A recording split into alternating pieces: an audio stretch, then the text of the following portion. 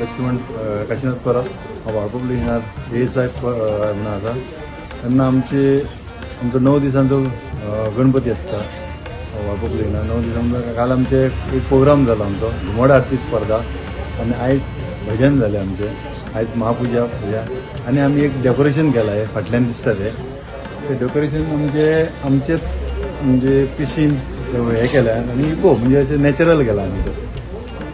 आनी आमकां एक सिद्धेश म्हणून सावड्ड्याचो तो एक भुरगो आसलो तेणी हे सबून हे करून ते आमचे सबून एक डेकोरेशन तेणी केलें आनी आमचो पुलीस.